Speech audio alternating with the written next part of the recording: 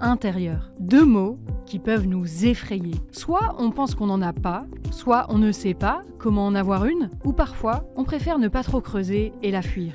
Alors qu'en réalité, on a tous une vie intérieure. C'est un univers passionnant à explorer pour une vie intense. Eh bien, pendant le carême, nous allons découvrir ces fonds absolument incroyables auxquels nous n'avons parfois même plus accès. Chaque semaine, nous accueillerons un invité pour échanger sur le secret dévoilé. Alors préparez-vous, car l'aventure commence dès maintenant. Les 7 secrets de la vie intérieure. Une série proposée par Sœur Albertine et la mission Jeunes du Chemin Neuf, disponible sur toutes les plateformes. Pour cette série de podcasts, je suis accompagnée de Désiré, jeune engagé du Chemin Neuf. Bonjour à tous, bonjour Sœur Albertine, je suis heureux d'être avec toi pour cette série de podcasts. Je sais que ça va être très chouette. Merci Emma d'être avec nous pour ce moment important. Avec grand plaisir. Et donc pour ce premier épisode, on a voulu aborder un thème qui nous semblait central, vraiment très important pour commencer ce parcours. C'est celui des Écritures, de la Bible. Comment cet outil qu'on connaît parfois franchement assez mal, en particulier chez les catholiques, comment il peut être central dans cette découverte de cette vie intérieure qu'on va apprendre à approfondir tout au long de ce carême. Donc Emma, tu es avec nous pour cet épisode. Bienvenue encore Bonjour une Emma. fois. Merci.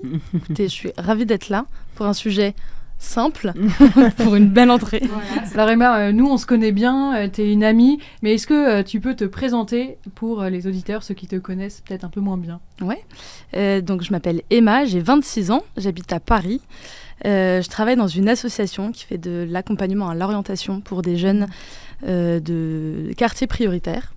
Et dans ce cadre-là, j'accompagne aussi pas mal de jeunes voilà, dans une mission plus pour les 14-18 ans. Alors Emma, nous, ça fait des années qu'on se connaît, mais Désiré t'a rencontré il y a à peu près 5 minutes et on a prévu des questions pour mieux te connaître. Exactement, Incroyable. donc on a prévu des questions pour toi. C'est vrai que je ne t'ai pas rencontré il y a 5 minutes du coup. On a déjà participé au groupe de louanges ensemble.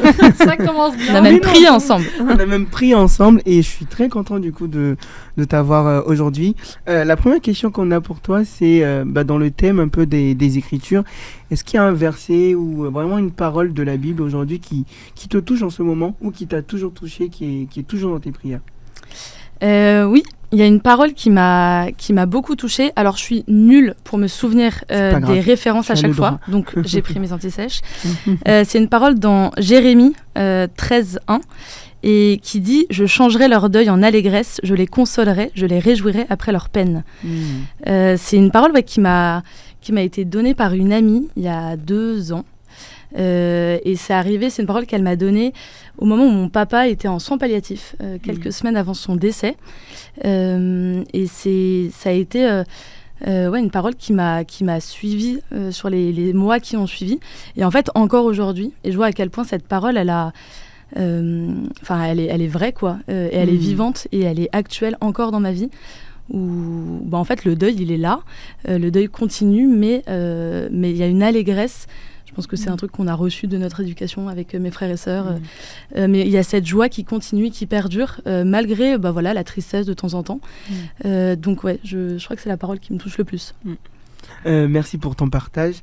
La deuxième question qu'on a, c'est est-ce qu'il y a une personne, du coup, en ce moment, qui t'inspire aussi? Donc pas forcément une personne biblique, peut-être un saint, peut-être un personnage public, ou juste, tu peux dire aussi ta maman. C'est beau aussi. Peut-être qu'elle nous écoutera. Waouh, une personne qui m'inspire aujourd'hui. Franchement, il y a plein de gens qui m'inspirent beaucoup. Ouais, ça va être un peu bateau, mais je pourrais dire ma mère. Non, je pense que je peux dire que c'est très fière en écoutant ce podcast. Non, je pense que je peux dire que c'est elle. Je disais, on est une famille qui aime beaucoup rire. On se marre souvent. Et je pense que, je vais dire, en fait, plus que ma maman, mais le couple de mes parents m'a quand même, avec tout leur lot de difficultés, franchement, c'était pas des saints. Ce ne sont toujours pas des saints, peut-être un jour, mais ils nous ont transmis une grande liberté dans notre foi, dans notre éducation. Et moi, je suis très édifiée par la façon dont ils ils ont été ensemble dans l'épreuve, et comment aussi ma maman, elle a traversé cette épreuve, elle continue à la traverser, comment elle continue à rayonner de sa joie, de son envie d'aller de l'avant, tout en se rappelant aussi, sans nier forcément les moments difficiles. Donc voilà. C'est beau et c'est fort ce que tu dis.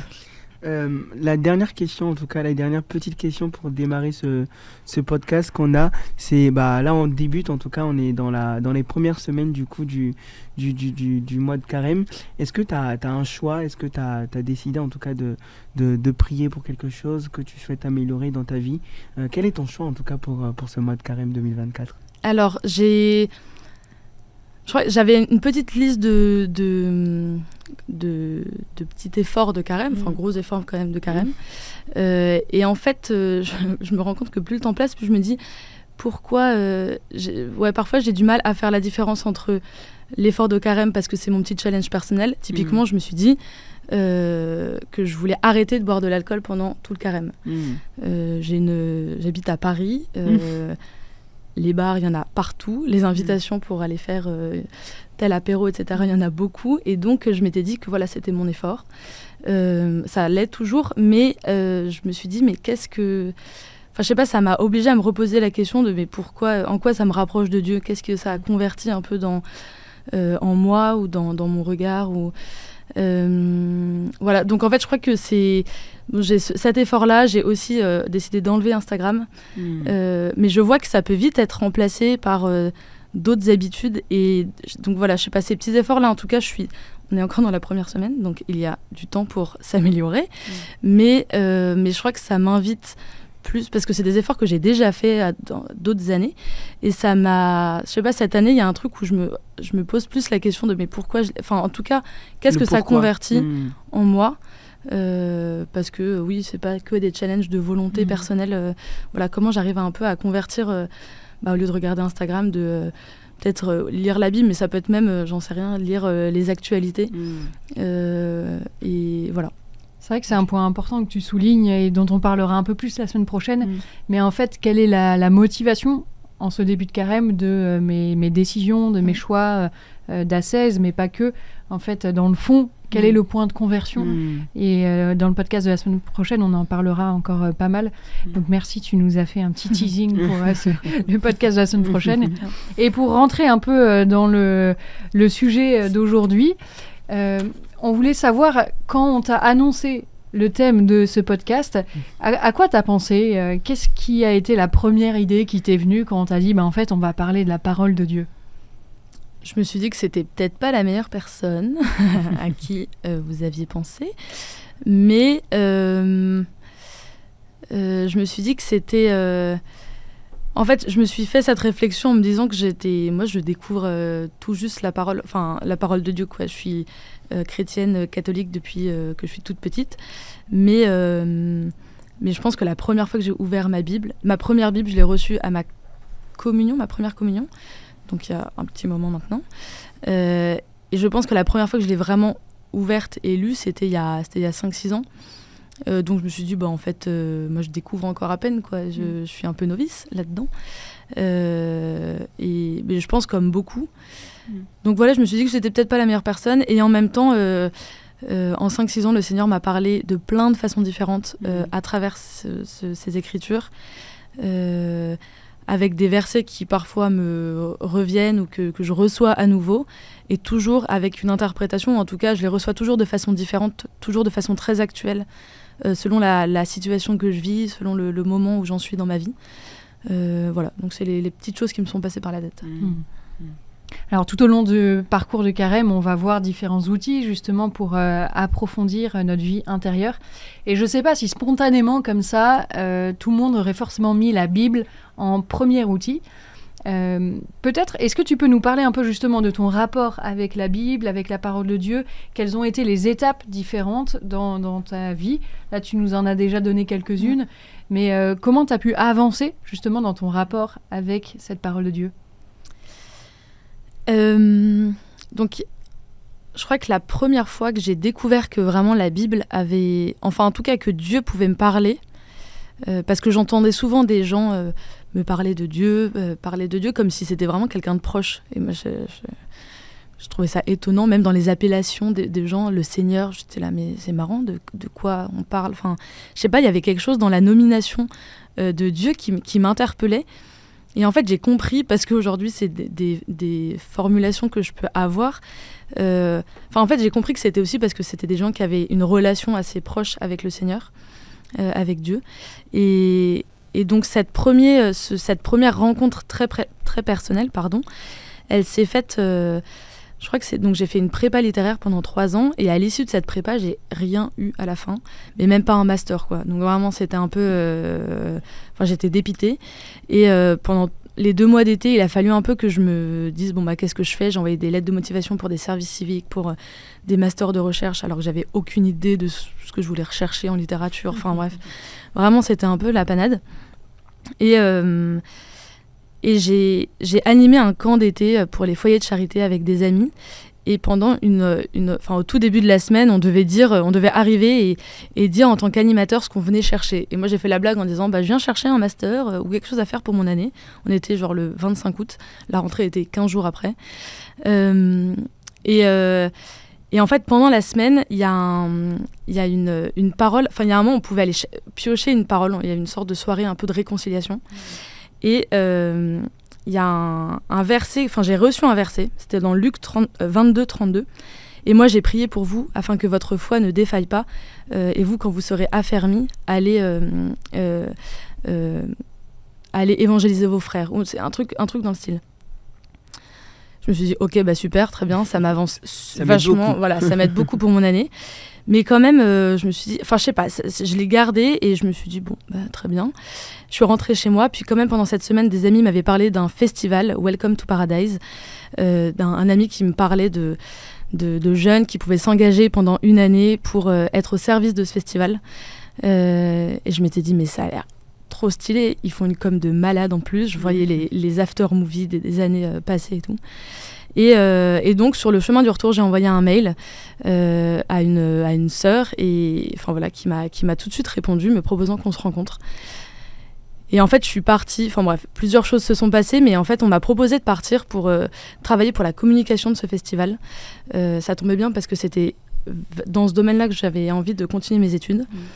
Et en fait, j'ai vu que la parole, alors je l'ai pas pris, j'ai pas trop capté tout de suite, mais je crois que ça a été vraiment un moment assez important de recevoir cette parole en relisant après coup, de me dire mais en fait il y a eu tout un moment où vraiment le Seigneur a pris soin de moi dans ces dernières années, dans ces années de prépa. Vraiment, j'étais touchée par cette parole de mais moi j'ai prié pour toi, moi le Seigneur j'ai prié pour toi pour que ta foi elle continue, elle soit ferme. Maintenant, c'est à ton tour de continuer, d'aller parler de ce que tu as reçu et de ce que tu continues à recevoir. J'ai eu la chance de faire une retraite Jéricho, où alors là, ça a été une découverte incroyable de la parole de Dieu, où chaque jour, on a un temps de prière personnelle avec... qui est tiré de la spiritualité ignatienne, avec des points à chaque fois très précis sur les textes, pour nous aider, pour nous guider. Donc je crois que ça a été aussi toute cette année qui s'est ouverte, où je voyais que le Seigneur continuait à prendre soin de moi pour affermir cette foi justement, et à la fois qu'il m'envoyait auprès d'autres pour communiquer, pour évangéliser à travers des vidéos, des posts Instagram, etc. Pour ce festival. C'est là où justement tu expérimentes que la parole est vivante, parce qu'elle vient te rejoindre dans ce que tu traverses, dans ta réalité à ce moment-là. Ouais, complètement. Ouais, complètement. Sur le moment, je me suis dit, mais... En fait, je crois que j'en ai vraiment pris conscience un peu en milieu d'année, où je suis retombée sur ce verset que j'avais gardé dans ma Bible. Et en fait, de voir que vraiment, le Seigneur prenait soin. Souvent, j'entends des gens dire, le Seigneur te parle, ou le Seigneur m'a parlé de cette façon, il m'a montré telle ou telle chose. Et moi, je me suis dit, mais ils entendent des voix, qu'est-ce que ça veut dire concrètement ? Je ne comprenais pas ce que ça voulait dire. Et en fait, je me suis dit, mais après, au fur et à mesure où quand même, j'habitais avec le Chemin Neuf à H4 à Lyon, dans un foyer de la communauté à Lyon. Et donc tous les jours, j'avais les offices, j'avais la messe, j'avais des temps d'adoration. Et donc la parole de Dieu, elle était au cœur de ma vie tout le temps, quoi. Même à la fin, je me suis retrouvée à la fin de l'année à faire des blagues, mais vraiment des blagues catho au possible, quoi. Enfin, vraiment sur des versets.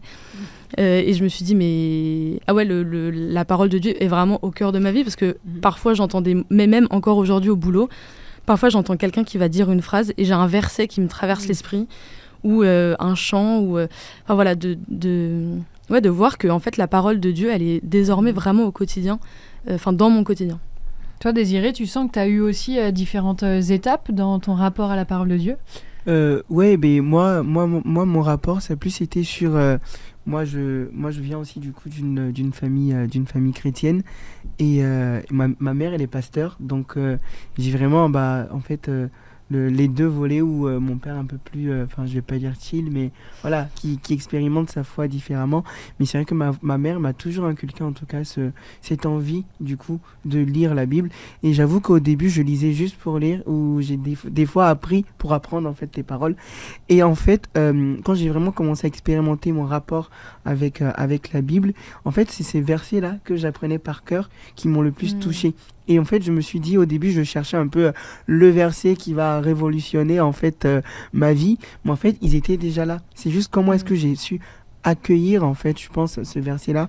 Et ça me fait penser vraiment à l'Éternel est mon berger, je ne manquerai de rien. Je pense qu'on connaît tous, on a tous déjà imprimé ce verset sur les t-shirts de l'aumônerie. Enfin, on l'a tous, je pense, on l'a déjà tous entendu.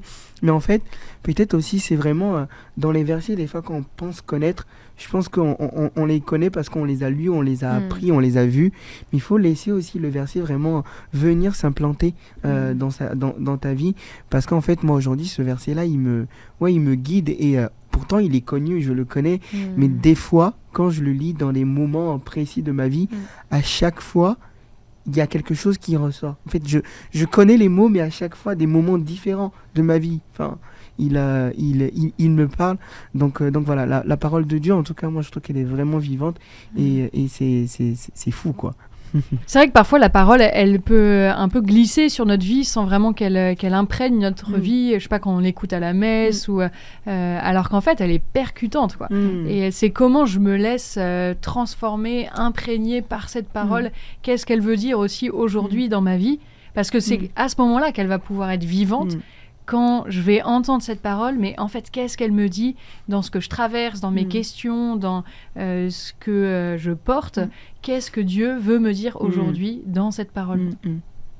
Non mais totalement. Bon, je reprends la parole, mais c'est vrai que c'est ça en fait. Enfin, il y a le père Mustapha du coup de la communauté du Chemin Neuf qui dit souvent, moi je fais le parcours Brothers en ce moment, et on lit en fait les lettres de Saint Paul. Et au début il disait, en fait, ok, on demande un rythme du coup d'un chapitre par jour, mais en fait si t'as pas lu tout le chapitre parce que tu t'es arrêté au fait au verset 6 parce qu'il te parle, mais arrête-toi, c'est pas grave, parce que c'est ce verset là qui est fait pour toi. Peut-être que demain, dans 1 an, dans 5 ans, dans 10 ans, le verset 10 de ce chapitre là il va te parler, mais si tu as prié et tu sens que ce verset là il te touche, en fait reste sur ce verset là. Donc vraiment il y a des paroles qui sont, Dieu met des paroles au bon moment dans notre vie, et je pense qu'il faut qu'on soit disposé pour savoir recevoir et accueillir ça. Mais justement, comment on fait ça? Est-ce que vous pouvez nous partager un peu comment vous faites le lien entre la parole de Dieu et votre vie? Comment vous vous arrêtez sur tel ou tel verset? C'est quoi vos méthodes? Comment vous faites? Moi, un truc... En fait, j'accompagne pas mal donc de jeunes. Enfin, je fais un petit écart sur... C'est pas là, moi, mon expérience, mais c'est quelque chose que je vois auprès des jeunes que j'accompagne. De voir parfois des ados qui me disent, mais en fait, bon, non mais c'est bon, Zaché, on a prié 15 fois avec ce texte, ou le fils prodigue, c'est bon, on l'a entendu, on l'entend 3 fois par an. On le connaît par cœur. Enfin, voilà, on commence à bien le connaître, donc j'ai choisi de prier avec autre chose. Et en fait, souvent, moi, quelque chose que je leur propose, parce que c'est quelque chose que je fais aussi pas mal dans ma vie, c'est de dire, mais en fait, demande à Dieu, demande une grâce peut-être de te laisser interpeller, demande ce petit cadeau, ce petit truc où est-ce qu'il faut que tu t'arrêtes, et puis laisse-toi imaginer cette scène, laisse-toi interpeller par tiens, mais ce mot-là, pourquoi il il y a quelque chose où tu te sens pas hyper bien, où ça te saoule en fait, cette histoire de fils prodigue, bon bah ok, l'autre qui fait sa crise de jalousie, mais en fait, pourquoi ça m'interpelle particulièrement sur là aujourd'hui, alors qu'en fait, il y a 2 semaines, pas du tout, il y a 1 an, pas du tout. Mais donc, peut-être, quelque chose que souvent, en tout cas, je fais et que moi, j'encourage à faire, c'est de demander à Dieu de me montrer où est-ce qu'il faut que je m'arrête, ou en tout cas, où est-ce qu'il veut à quel endroit il veut me parler dans le texte particulièrement. Parfois c'est très limpide, parfois pas du tout, et je crois que ça demande de l'entraînement. Je sais pas, pour moi c'est un peu comme quelqu'un qui, plus tu t'es proche d'un texte, plus t'es proche de quelqu'un, tu commences à connaître un peu ses expressions, ses habitudes, tu prends un peu ses mimiques, etc. Tu te laisses un peu imprégner, je sais pas, en tout cas moi je fais beaucoup ça avec mes potes. Je suis un peu l'éponge à expression ou à mimétisme, voilà. Et en fait, je vois que dans la parole, je crois qu'il y a un peu ce truc-là aussi, c'est plus tu es proche de la parole, plus tu lis la parole de Dieu, plus tu commences à comprendre en fait comment le Seigneur il te parle. Et ce que je trouve magnifique, c'est aussi de voir à quel point il s'adapte et il vient nous parler précisément comme nous on a besoin d'être rejoints avec tout ce qu'on est. Non mais c'est vachement cool ce que tu dis, parce que je pense que tu lèves un point qui est hyper important, que moi j'expérimente en ce moment, c'est vraiment de demander en fait la parole qui est faite pour nous, en tout cas que Dieu veut nous partager, de demander à l'Esprit Saint en fait de venir nous éclairer. On a tendance à voir un peu l'Esprit Saint, un peu quelqu'un, enfin comme s'il est loin de nous, mais vraiment expérimenter ça et de dire ok, cette notion, moi quand j'étais petit, ma mère elle me disait il faut choisir en fait, tu peux choisir du coup le verset qui te parle et tout, et en fait ce qu'elle me disait pas, c'est qu'avant ça elle a prié pour que Dieu m'aide à choisir en gros. Et moi quand j'ai grandi, je me suis dit quand je vais choisir, ça va directement, je vais trouver. Et en fait je pense l'un des petits secrets aussi en tout cas sur ça, c'est vraiment de prier en tout cas pour recevoir ce message qui est important. Et moi, je découvre en ce moment la prière ignatienne. Donc, c'est quelque chose qui commence en tout cas à m'aider à savoir, à lire la Bible, à prier avec et tout. Donc, toi je sais que tu as fait du coup 1 année avec le chemin neuf. Est-ce que tu as des tips en tout cas à nous partager sur la prière ignatienne? Est-ce que tu as des conseils, des retours en tout cas à nous donner? Oui. Tant mieux. Oui. On est là pour ça. Mais je vous dirai pas quoi. En exclusivité, les tips d'Emma. Petit tuto. Moi, donc j'ai un souvenir quand j'ai fait la première retraite Jéricho. Donc, je pense que vous aurez l'occasion d'en entendre parler plus tard. Mais c'est une semaine où on prie beaucoup. On fait plein d'autres choses, mais quand même, on prie beaucoup. C'est vraiment une retraite. Et mon accompagnatrice, j'avais un accompagnement spirituel chaque jour et elle m'encourageait donc à prier avec cette méthode ignatienne qui consiste à... D'abord, peut-être la première chose à faire, c'est vraiment de se mettre en présence. Et moi, souvent, c'était quelque chose que je mettais un peu... J'étais là, oui, bon, allez, hop, je fais mon signe de croix. Seigneur, je suis disponible. C'est parti. Et en fait, j'ai vu à quel point c'était quand même important de prendre le temps ou d'écouter un chant ou de vraiment... dire, mais en étant pleinement présente, Seigneur, je suis là, quoi. Je prends ce temps de cœur à cœur avec toi. Montre-moi, parle-moi. J'ai envie de t'écouter. Je crois qu'on est très fort pour parler dans notre prière et on n'est pas toujours on ne prend pas toujours trop le temps d'écouter. Et donc moi, ce petit moment-là du début, c'était vraiment pour dire au Seigneur, là, je t'écoute. Là, ça va être ça à toi. C'est ton moment. Donc d'abord ce temps-là, et puis après en lisant le passage de l'évangile ou du texte, d'imaginer la scène.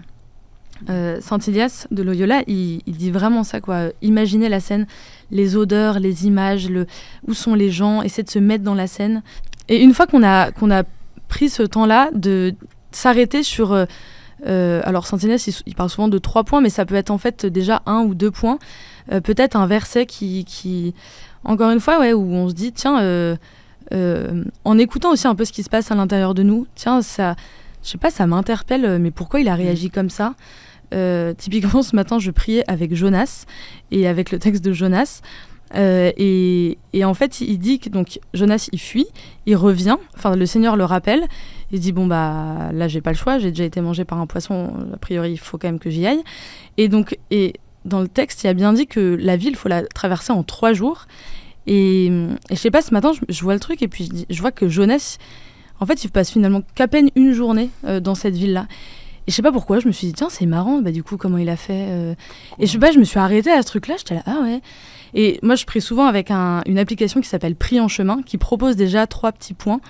C'est un podcast en fait en plus qui dure entre 10 et 15 minutes, qui guide vraiment toutes les étapes de la prière. Et moi, ça m'aide beaucoup.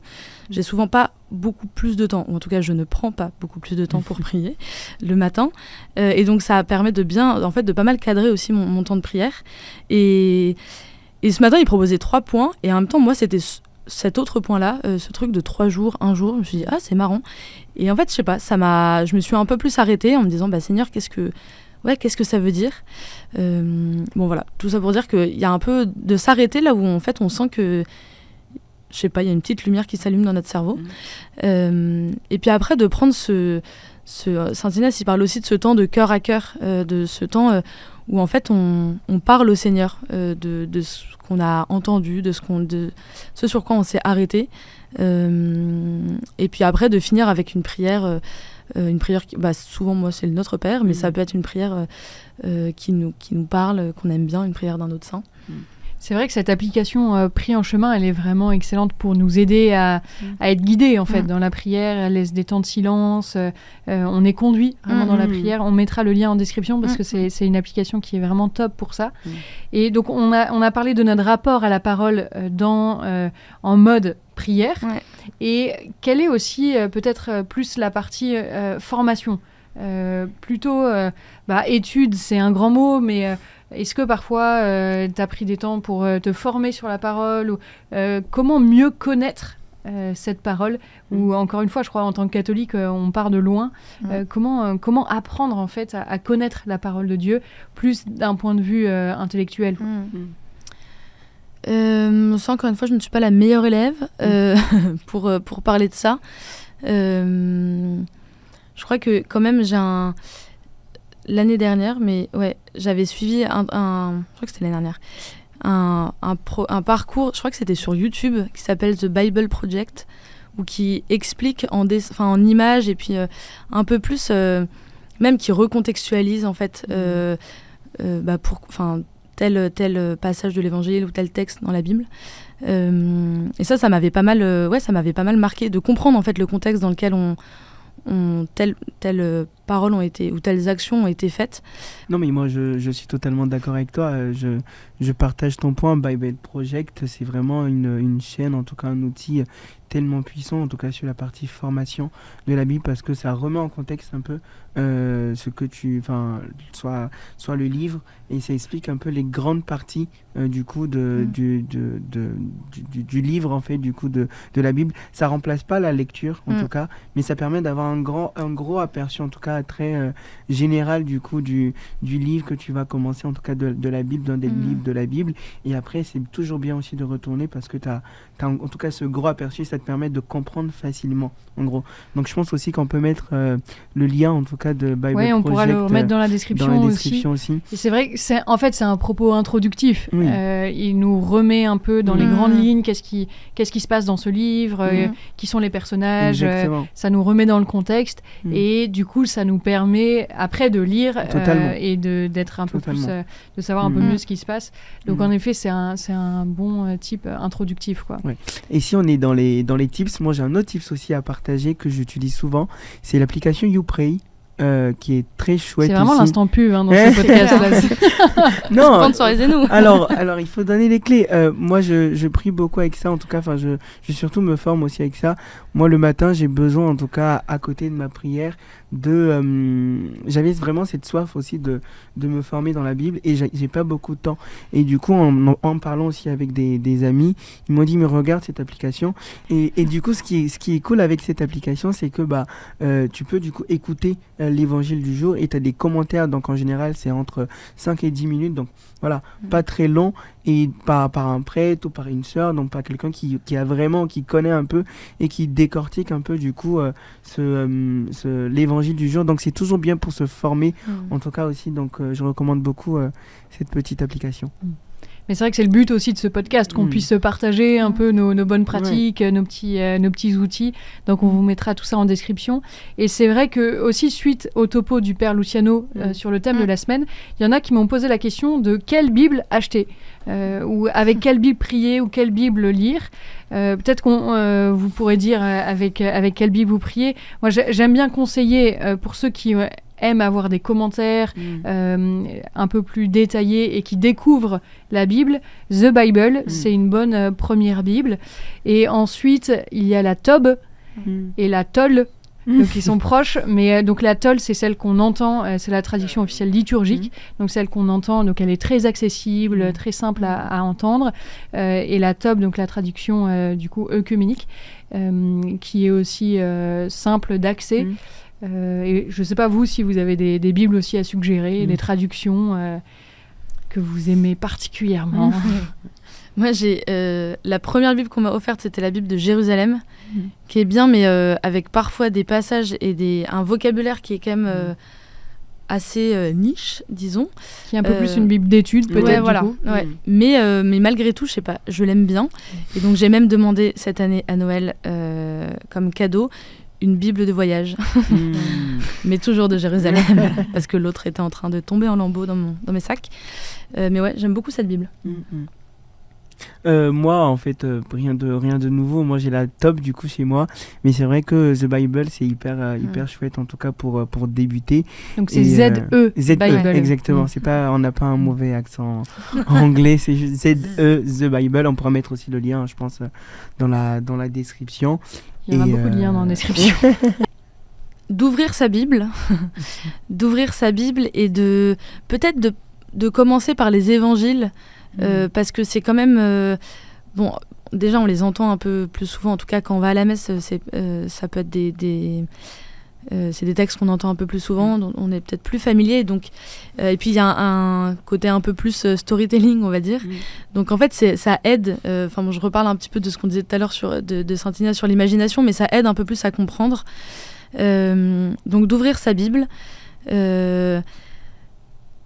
et de peut-être utiliser. Il y a tellement d'outils, alors il y en a presque parfois un peu trop, donc on ne sait plus trop vers où aller, mais quand même je crois que d'utiliser les outils, il y a plein d'outils numériques qui nous aident justement à comprendre un peu plus ou les contextes ou avoir des commentaires, donc pour pas se sentir trop paumé aussi dans tout ce qu'on peut lire.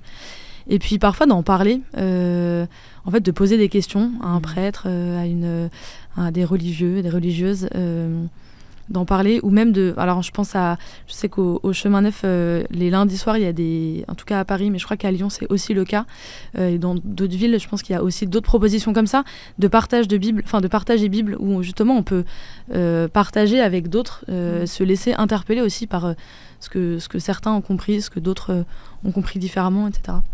On vous mettra le lien en description. Et peut-être une dernière question. Comme chrétien, on est appelé à imiter le Christ. Qu'est-ce que la vie du Christ nous dit, peut-être, sur ce thème ? Moi, je suis touchée de voir que, quand même, dans ce qu'on lit des évangiles de la vie de Jésus, il était toujours proche, lui aussi, des Écritures. Il prenait le temps de se former, il prenait le temps de lire les Écritures. Et en fait, moi, je me rends compte que c'est un petit peu ce que je disais au début du podcast, c'est que en prenant le temps de lire sa vie, de lire aussi même l'Ancien Testament, les lettres des disciples, de voir que en fait, ça nous permet de plus comprendre aussi qui il est, d'être plus proche de lui et d'en faire vraiment quelqu'un d'à côté de soi, de proche de soi, d'un ami. Et moi, je crois que de découvrir sa vie, ça m'a permis de découvrir un peu plus qui il était, comment il vivait, et de tisser vraiment cette relation, ce lien avec lui. C'est vrai que moi aussi, j'aime bien prier avec les psaumes en me disant, mais en fait, Jésus a prié avec ses prières. Totalement. Et il y a un lien très fort quand tu pries avec les psaumes. On est connecté au Christ en se disant, mais il a prié avec ses textes, il a traversé ça. Et c'est beau de pouvoir se dire qu'on prie les mêmes prières. Merci pour ta présence, Emma. C'était un bonheur de faire ce premier podcast ensemble. Emma. Quand même, ça reste historique. Grande joie. Et est-ce que tu es sur la chaîne WhatsApp ? Non, même pas. Bah attends, non mais qu'est-ce qui se passe ? Parce que j'ai enlevé Instagram avant de voir qu'il y avait ce... je t'enverrai le lien et il est encore temps de rejoindre la chaîne WhatsApp. Donc allez-y, faites tourner ce lien pour que le maximum de personnes puissent avoir du contenu et être nourries pendant ce parcours. En tout cas, encore une fois, bonne entrée en carême à chacun et à très bientôt. À bientôt. À bientôt.